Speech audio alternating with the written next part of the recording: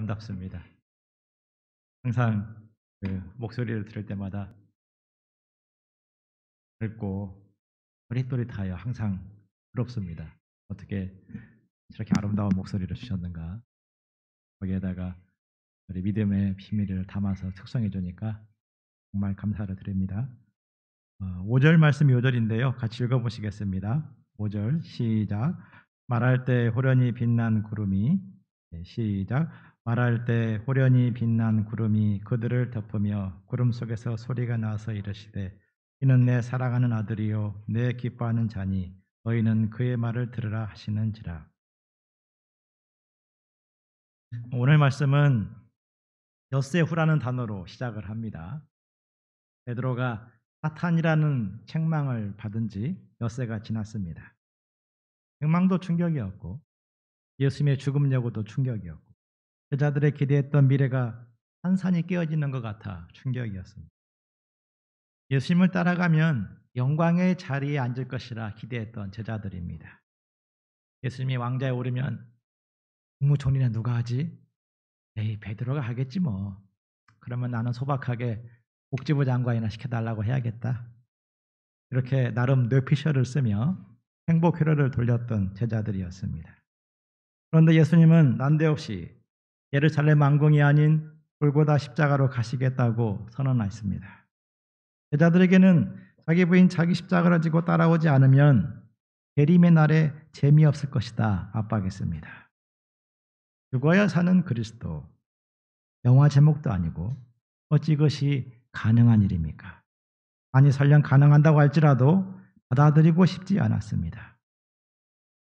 영광을 가져오는 고난이라면 어떠한 것도 참겠는데 오직 하나님 나라만을 소망하며 받아야 하는 고난이라면 그들은 받아들이고 싶지 않았습니다. 제자들은 손가락으로 귀를 막고 어떠한 말씀도 들으려고 하지 않았습니다. 좋은 요리라 할지라도 오랫동안 방치하면 곰팡이가 실듯이 아무리 좋은 제자일지라도 마음을 오랫동안 닫아버리면 병들고 변질될 수 있습니다. 이 예수님은 특별 이벤트를 준비했습니다. 베드로, 요한, 야고보 세 제자를 데리고 높은 산에 올라가십니다. 세 명만 데리고 간 것은 리더 그룹의 중요성을 잘 보여주고 있습니다.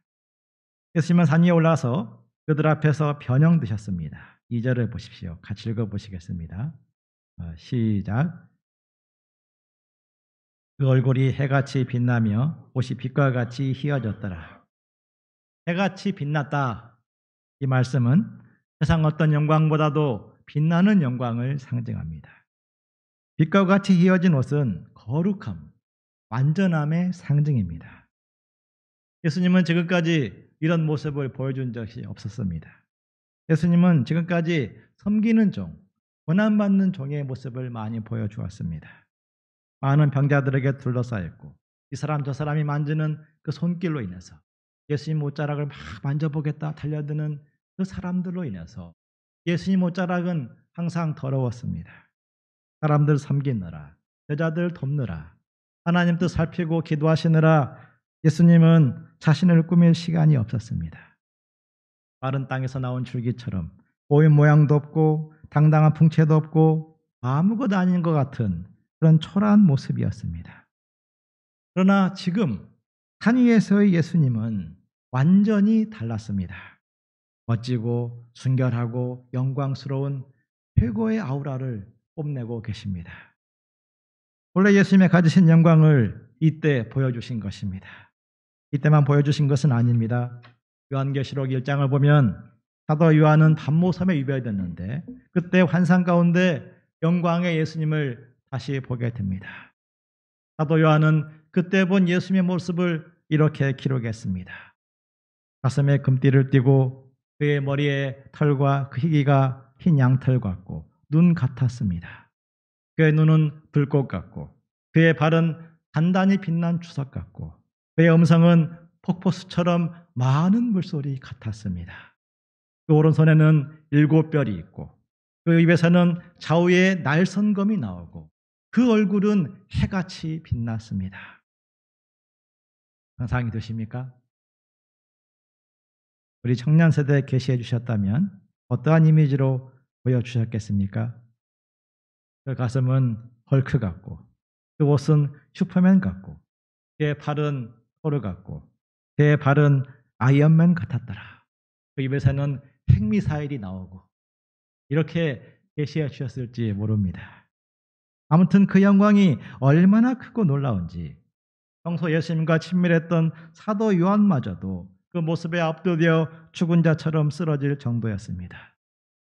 온 우주를 통치하시는 예수님, 그 나라의 영광을 바라보면 세상의 모든 고난과 어려움이 조금도 문제되지 않습니다. 그 영광을 바라보아야 승리를 확신하며 수고하고 희생할 수 있습니다. 이 메시지를 심기 위해서 모세와 엘리야가 특별히 찬조 출연했습니다. 모세는 율법의 대표이고 엘리야는 선지자의 대표입니다. 이들은 구약을 상징합니다. 즉 예수님의 죽음과 부활이 구약 성경을 완성하는 메시지라는 것을 던져줍니다. 또한 모세와 엘리야는 공통적으로 고난의 종입니다. 우리는 모세 하면 홍해를 쫙 가르고 지나가는 드라마틱한 승리의 주인공 이렇게 이미지가 많습니다. 그런데 모세의 그 삶을 자세히 들여다보면 모세만큼 많은 고난을 받은 사람이 없습니다. 이스라엘 백성들을 이끌고 광야에 가서 40년 동안 공동 생활을 합니다. 그때 양들에게 많은 오해를 받습니다. 때로는 현실 문제가 해결되지 않자 돌에 맞아 죽을 뻔하기도 하고 동료들의 반역으로 궁지에 몰리기도 합니다. 참다 못해 혈기를 한번 부렸는데 그것으로 인해서 가나안 땅에 들어가지 못하고 멀리서 그 영광을 보고 죽어야 했습니다. 엘리야 하면 하늘에서 불을 내린 불같은 남자, 뜨거운 남자, 또 바알 선지자 450명을 혼자서 쓸어버린 놀라운 파이터, 이런 메시지가 있습니다. 하지만 그 실제 삶은 외로운 독수리였습니다. 뭔가 큰 일을 한 것 같았는데 지나고 보면 달라진 것이 없는, 왕을 회개시킨 것도 아니고 백성들이 달라진 것도 아니었습니다. 그래서 어느 순간 엘리야는 자기의 삶을 뒤돌아보며 깊은 절망, 깊은 우울증에 빠집니다. 그래서 하나님께 나아가서 하나님, 더 이상 살고 싶지 않습니다. 제발 저를 죽여주십시오. 이렇게 간구하기까지 합니다. 그런데 그들이 지금 해같이 빛나는 예수님과 함께 있습니다. 이 땅에서의 고난이 장차의 영광으로 이어지는 통로였음을 보여주고 있습니다. 십자가로 통한 영광은 구약시대부터 지금까지 일관되게 내려온 진리였음을 보여줍니다. 그러므로 제자들도 십자가의 도를 따라 자기 부인 자기 십자가의 길을 간다면 모세와 엘리야처럼 예수님과 함께 영광 중에 있게 될 것입니다. 그러므로 딱딱하게 굳은 마음을 풀고 예수님 말씀에 귀를 열어야 했습니다. 하지만 제자들의 반응이 무엇입니까? 4절을 보십시오. 베드로가 예수님께 여쭈어 이릅니다. 주여, 우리가 여기 있는 것이 좋사오니 만일 주께서 원하시면 내가 여기서 초막 셋을 질 때 하나는 주를 위해서, 하나는 모세를 위해서, 하나는 엘리야를 위해서 하겠습니다. 허허허. 네, 건의를 했습니다. 어부 베드로입니다. 어부 베드로가 왜 갑자기 여기가 좋다고, 바다가 아닌 산이 좋다고 부러짓는 것입니까? 산 위에 1급 호텔이 있는 것도 아니고 스파가 있는 것도 아닙니다. 초막 셋을 지어 바치겠다고 제안할 정도로 아무것도 없는 곳이었습니다. 고난 자체가 두려워서 여기 있겠다는 말이 아니죠. 예수님을 따르고자 배와 그물까지 버렸던 사람들입니다. 성공을 보장해 주지 않는 그런 고난이 싫다는 것입니다. 영광을 보장받을 수 없다면, 십자가의 죽음으로 끝나는 고난이라면 병든 사람들을 섬기며 구질구질하게 살고 싶지 않다는 것입니다. 바리새인들의 째려보는 눈길을 감당하며 미운 물건처럼 살 필요가 없다는, 바로 여기가 좋다는 고백입니다. 예수님, 모세, 엘리야 섬길 필요도 없고 마음고생 해주지도 않는 그런 사람들만 모여있는 여기가 좋다는 고백입니다. 베드로의 고백을 통해서 우리가 이 땅의 영광으로 되돌려 받을 수 없다면 왜 목자의 고난을 받아야 합니까? 이 질문 앞에 스스로를 세워 봐야 될 필요가 있습니다. 목자가 진심을 들여서 양들을 섬겼을 때 양들이 저도 목자님처럼 되고 싶습니다. 목자님처럼 성공하고 목자님처럼 멋지고 목자님처럼 모든 사람들이 부러워하는 그런 인생이 되고 싶어요. 라고 외치며 목자를 졸졸 막 따라다닌다면 목자 생활이 힘들 것이 무엇이겠습니까? 내가 섬긴 양이 그렇게 목자가 되고 그 목자가 다시 양을 쳐서 다시 그 양이 목자가 되고 그렇게 우리 교회와 우리 교회가 수많은 사람들을 바글거리는 빛나는 모임, 형성 패밀리가 된다면 우리 동역자들 가운데 그를 위해서 받는 고난을 힘들어할 사람 아마 아무도 없을 것입니다.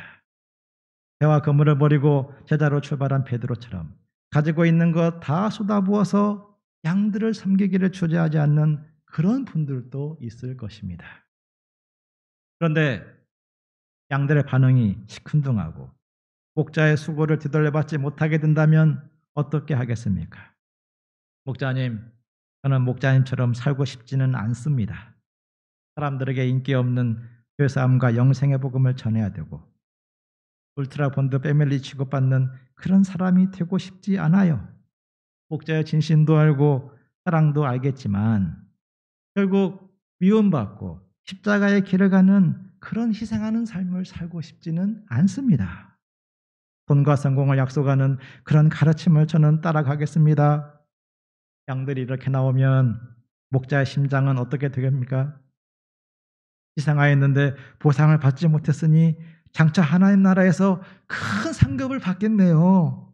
정말 영광스러운 모습으로 부활하겠네요. 축하드려요. 이렇게 말하면 위로가 될까요? 아니면 가슴에서 열불이 나겠습니까? 지금 베드로와 제자들은 그런 길을 가고 싶지 않다. 여기가 좋다는 고백입니다. 모세와 엘리야까지 산조 출연하여 제자들을 도왔건만 제자들의 굳은 마음은 변함이 없었습니다. 그러므로 하나님이 개입하십니다. 5절을 같이 읽겠습니다. 시작. 말할 때 호련히 빛난 구름이 덮으며 구름 속에서 소리가 나서 이르시되 이는 내 사랑하는 아들이요 내 기뻐하는 자니 너희는 그의 말을 들으라 하시는지라. 빛난 구름은 하나님의 인자하심을 상징합니다. 하나님은 구름으로써 제자들의 딱딱한 마음, 예수님에게 저항하는 마음을 눌러버리셨습니다. 그리고 예수님에 대한 자세를 새로이 하도록 요구하셨습니다. 이는 내 사랑하는 아들이니 내 기뻐하는 자니 너희는 그의 말을 들으라. 자녀를 무시하면 아버지로부터 미움받습니다. 제가 만약 혜인이를 무시하고 박대한다면 형수 목자님에게 미움받을 것입니다. 그와 같이 제자들이 예수님의 가르침을 외면하는 것은 하나님 아버지를 화나게 하는 것입니다.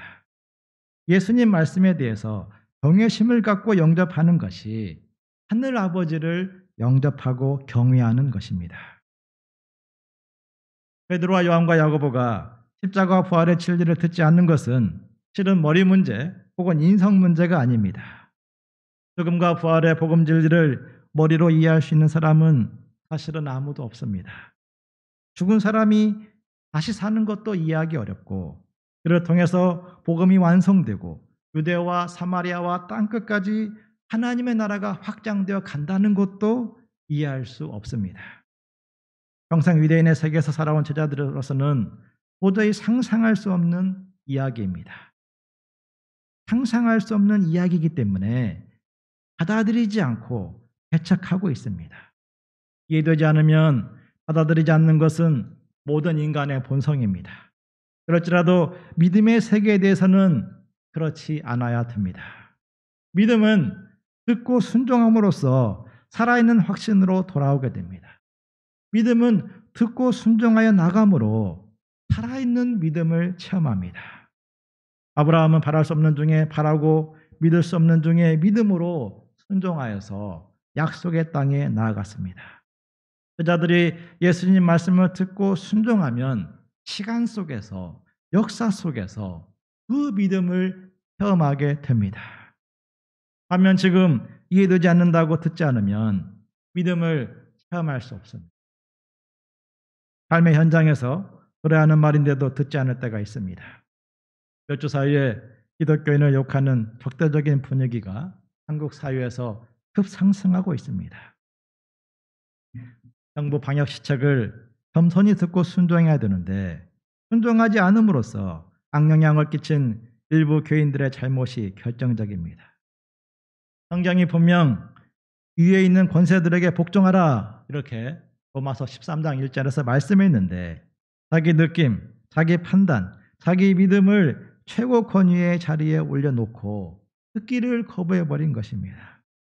우리는 다른 이들이 받지 못한 계시를 받았고 다른 이들이 보지 못하는 본질을 알고 있어 스스로를 지혜롭게 말하는데 실은 그 자체가 어리석은 것입니다. 들어야 할 때 듣지 아니하면 큰 손해가 닥쳐옵니다. 이는 목자와 양의 관계에서도 동일합니다. 목자들이 양들에게 여러 권면을 하지요. 말씀 붙들고 회개하십시오. 예수님의 피의 은혜를 헛되이하지 말고 경거망동하지 말고 하나님 말씀에 겸손히 순종하십시오. 대부분의 양들은 목자의 권면이 무엇을 의미하는지 머리로 알면서도 마음으로는 받아들이지 않습니다.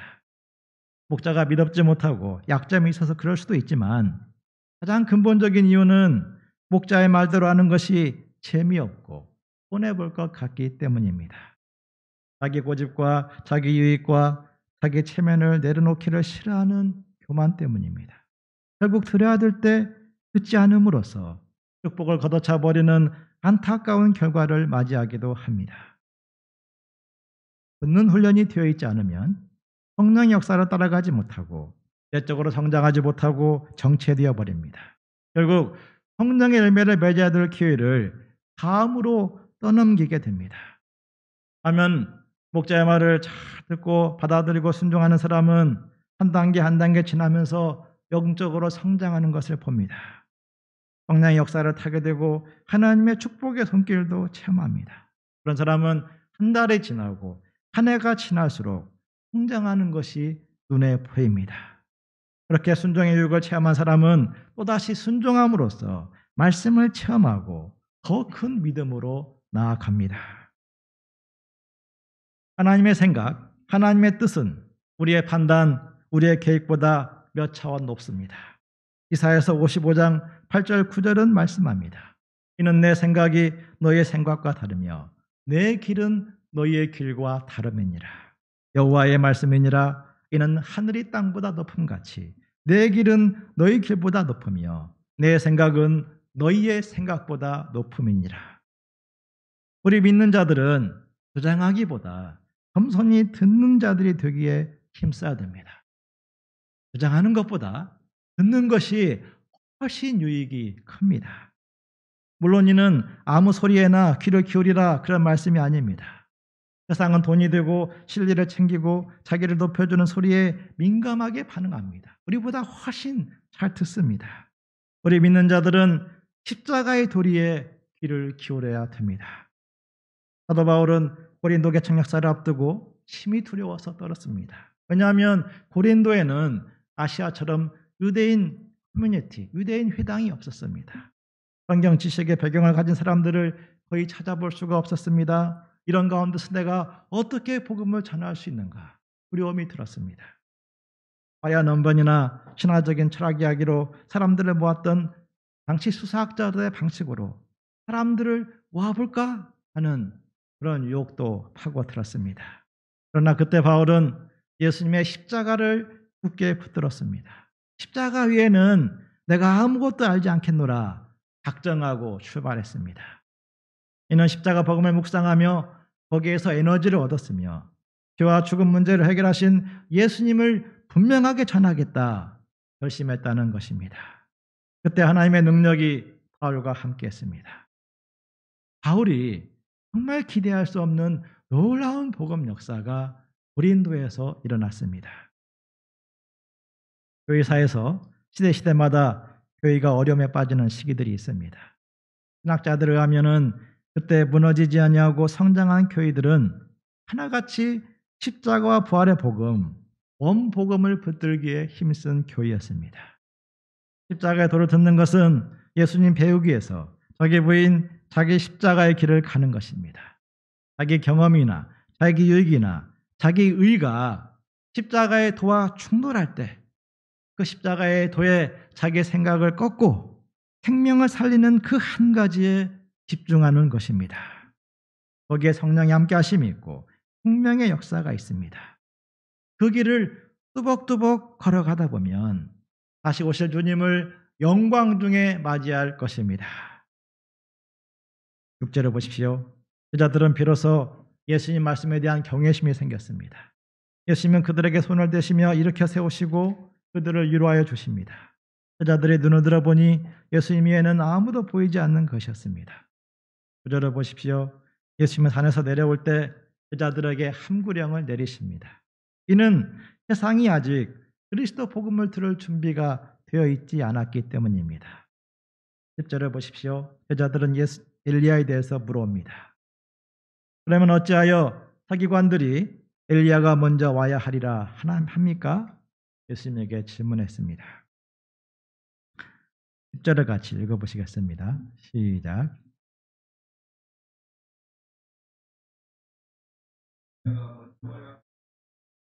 예. 서기관들의 가르침대로라면 예수님은 그리스도이니까 엘리야가 이미 왔어야 하는데 엘리야가 왜 보이지 않느냐는 질문입니다.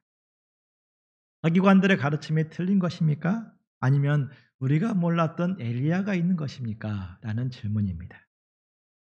엘리야가 먼저 와야 된다는 서기관들의 주장은 틀리지 않았습니다. 다만 세례 요한이 엘리야로 이미 왔는데 사람들이 알아보지 못하고 임으로 대우한 것이었습니다.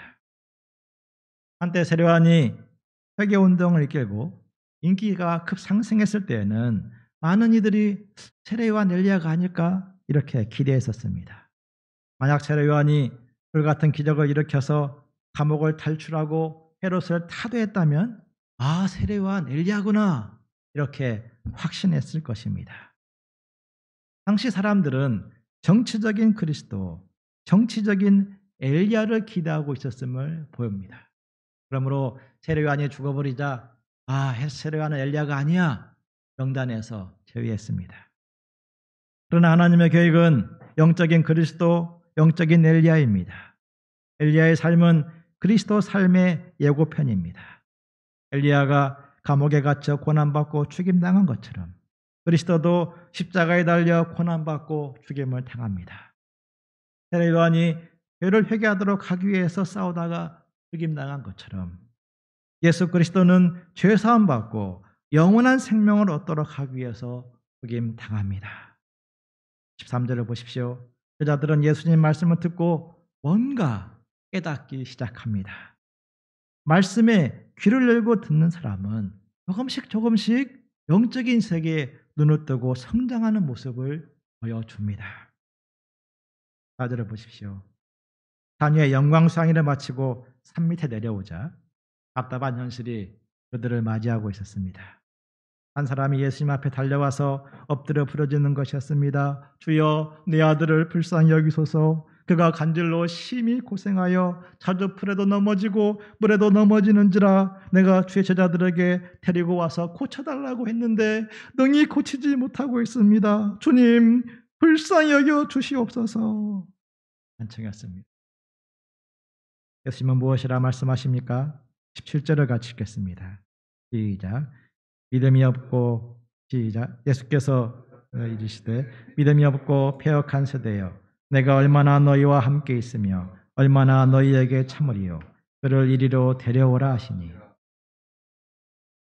언제나 제자편에 서셨던 예수님, 그 예수님이 화를 내고 계십니다.